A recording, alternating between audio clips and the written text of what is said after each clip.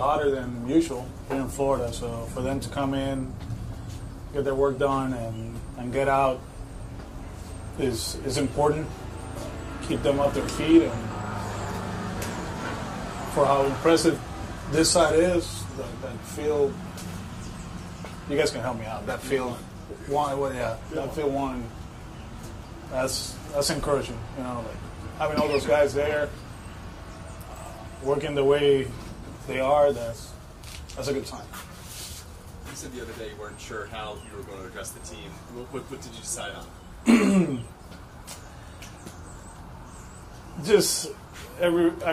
To win a World Series, it takes more than the 25 guys that will be in Tampa that first weekend. It takes more than the 40-man roster that we have right now. And it's a total team effort. And there's guys here that, in their wildest dreams, they feel that they can contribute to win a World Series, and they can. We always talk about guys coming in my experience, in meetings, it was, the veterans, pace yourself, you know what to do. The guys that are fighting for a spot, you know what to do, and the guys that are here, to impress, open some eyes, but at the end of the day, it doesn't work that way. I think for however this roster is, and we know certain spots, there's guys in there that I feel like, obviously we want our roster to be as healthy as possible. They're going to have to contribute. Somebody's going to step up throughout the year, and it's a good time, not only for them to impress us, but for the group to believe in that. And it was something around that. What player injuries are you watching closely? What? Players who were injured coming out. Johnny, to be honest with you, I got my schedule. Well, I left my schedule. I'm going. I got my roster with the faces. I'm trying to stop playing guess who. Honestly, trying to put people together. So I'm honestly, I like yesterday. You saw who was throwing the bullpens. That's great, but I pay more attention to bullpens today because those are the guys that I haven't seen in a while, or I don't know. I never seen. So those guys are very important for me. It's not about making a statement and letting them know that, hey, the manager is looking at me, I'm important. It's just a matter of, for me to gather information and start, putting names with stuff and faces. And that's a good thing about spring training. It's long enough that I can do that, and it's good enough for me that I can, learn who they are. Not only, obviously, we talked about off the field stuff 2 days ago, but on the field. Alex, you've been waiting a long time to do this. What's it been like, kind of running your own team? It's been, outstanding. This is an organization that, throughout the years, have done an outstanding job from top to bottom in the player development department. So, yeah, the coaching staff, we've been together a few times. We had meetings in Boston, then we had Winterfest. That was good. I know those guys, but to get to know the rest of the staff, and that's been great.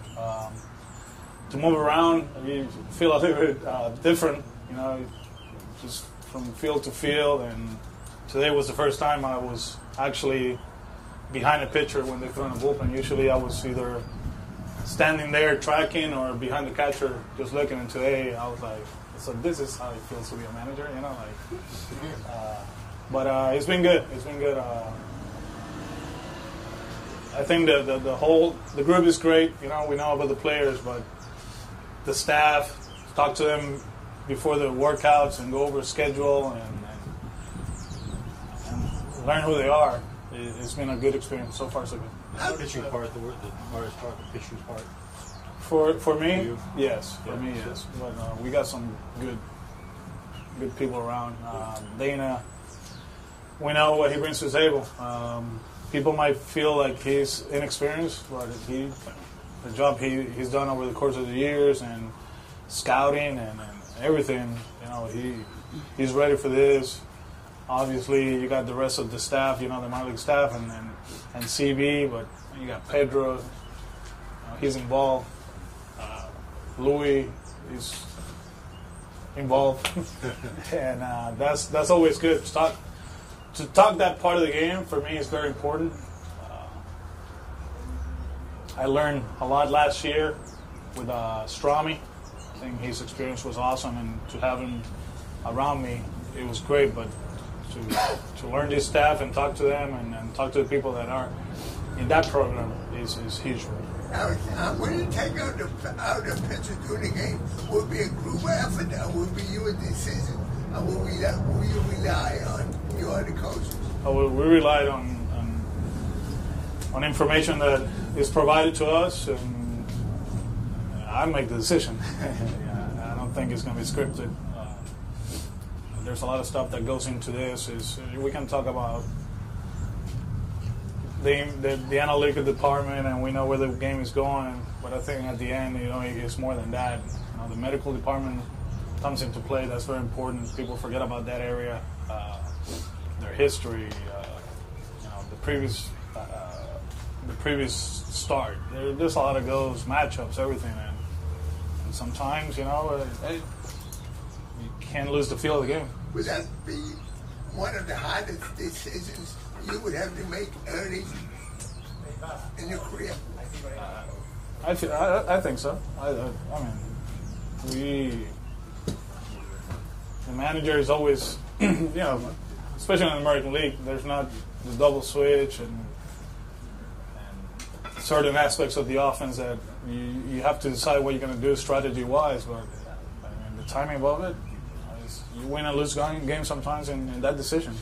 Sometimes you take them out too early and you pay the price. Sometimes you take them out too late and you pay the price too. So I think that's the hardest. I mean, that's not a secret. I think it's going to be one of the challenges. How can the Red Sox improve their infield defense, especially endeavors and Bocards? Well, the whole thing with Rafael, I think watching him, studying him last year, it was probably the speed of the game. His errors were more like routine plays that he had time. He had such a great arm that sometimes you get lazy and you throw the ball away. And all of a sudden, Jose Altuve, who hit 3 home runs in game 1, you got Sale and he bunts out of nowhere. He's playing deep and he flies into the ball bare hands and makes a perfect throw. So the talent is there. I play with a third baseman that he's going to be a Hall of Famer, Adrian Beltre. He made, you guys can correct me, he made 29 or 30 errors his rookie season. And we feel like he's one of the greatest defensive players that ever played the position. So I'm not saying Rafael Devers is Adrian Beltre, but the way he moves his feet, his arm, is good. And you're gonna have your up and downs, but we're gonna get him into a routine. We're gonna put him in spots that we feel that the ball is gonna be hit, and we're gonna talk to him. Like get into a rhythm. Not because you have a great arm means that you have to take time. Move your feet and throw the ball. The rest of them, I was able to talk to Xander a little bit, and it's just about angles. Defense is about angles. And last year, watching him, his errors, he was like in between balls. He wasn't like he was just missing the balls in short hops or whatever. He was like long hop, and he was getting into that bad hop. So we're gonna try to clean that up. But he's still a good infielder. The rest of them, they're good. Dustin, with his limitations last year, he still had that play, that swing play in the hole. He was good. Mitch, we know about him. We will be fine. We got as far as like team defense, we will shift more. We will. I'm a big believer. I think you get together with the analytical department and you talk about it, and these guys, they're very good. They're really, really good. It's not only about the hitter, it's about the pitcher, the hitter, and who's playing defense. And we'll adjust from that, and we'll make decisions for that. We got to get 27 outs, and we're not only talking shifting in the infield. With the outfield that we have, we can be creative too. We can maximize their talent. So look for that one too. Did you work with Bregman a lot? With Alex, yes, yeah. Yeah. Did he have issues? It was more about I feel like when you go to from short to third, you don't know where to go. You know, you don't know how far can you go. I honestly, when that happened to me in my career, playing second, playing short, you can always read it from afar, and you have time to create angles, move your feet, work the ball. At third, it's more like, we call it hot corner. It's just like step and move. And in the beginning for him, it was tough for him to get his feet going and move it. You know, we talk about hands, but defense is about footwork. You know, that first step and how can you get to that hop as soon as possible clean. And he was having trouble doing that because he felt it was just like stop and catch the ball. So something we preach over there, Richie Dower and myself, is like play third base as like a shortstop. You know, keep moving. If you have to play deeper just to get momentum and move around, do it. And he was a good student. He did outstanding. We talk about analytics and all this stuff. We talk about the defensive run saves. And this is not about the organizations. This is something that we can get anywhere. And he was minus 7 in the first half, and he took it personal. And I kept pushing him like, man, you're minus 7. That's awful. You were the second pick in the nation, and you can't play defense. And all of a sudden, you saw what happened in the playoffs. So you get used to it. You find ways to push these guys, and he did a good job. Coming into spring training, we all know about LSU. LSU is an offensive school, so defense wasn't a plus. You know, it wasn't that important for them as far as like fundamentals. So he wasn't moving his feet and all that. So we got him in a good spot, and he became a good defensive player. I think he was +5 in the second half. He led the league in fielding percentage. He kept telling me that. I don't know what that means, honestly, now. But so is Devers the kind of guy that you can do that to? Yes, Yeah. yes. He got good feet. It's just a matter of just put him in a good spot. When you're 20 years old and you come to this league and you make an error, you know, I always consider a good defensive shortstop. And I still remember in 2000 I was awful defensively, and it was just a matter of like, you make one, you make the next one, and you start doubting yourself, and you don't want that. So, but he'll be good. He got good instincts, and I think his footwork is good enough that he can be a third baseman, a good third baseman. Alex, how many lineups did you make out in the winter? How many lineups I made in the winter? A lot of them.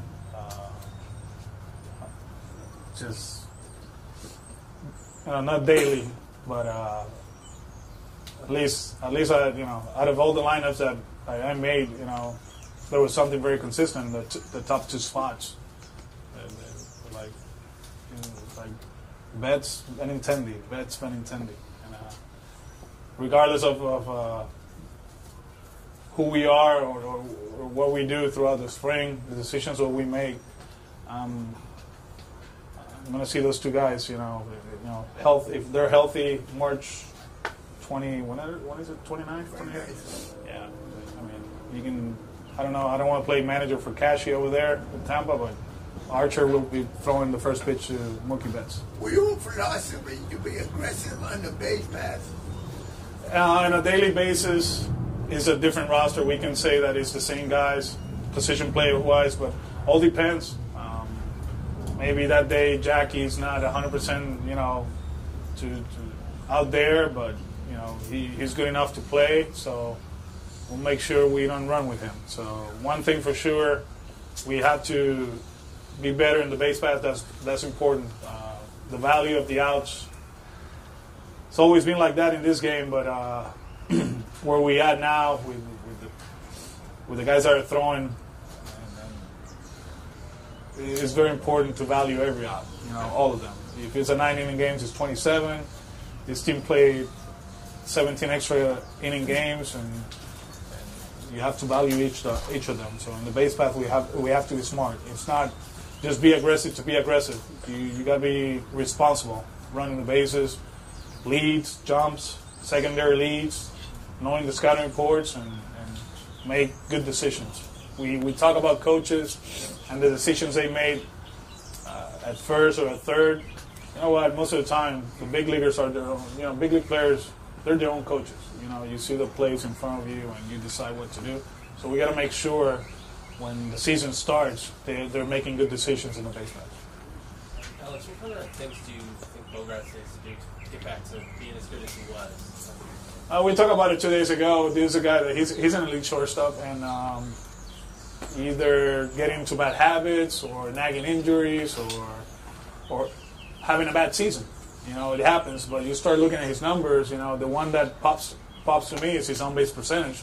Very consistent to who he was a few years ago when he won the Silver Slugger. So Timmy and Andy, they're working on a few things to put him in a better position with his swing, his posture, and another thing, we can't have bad takes at the plate. And a bad take for me, I learned last year, it's like if you're a good fastball hitter and you take a fastball right down the middle, that's a bad take. Don't just take pitches just to take pitches.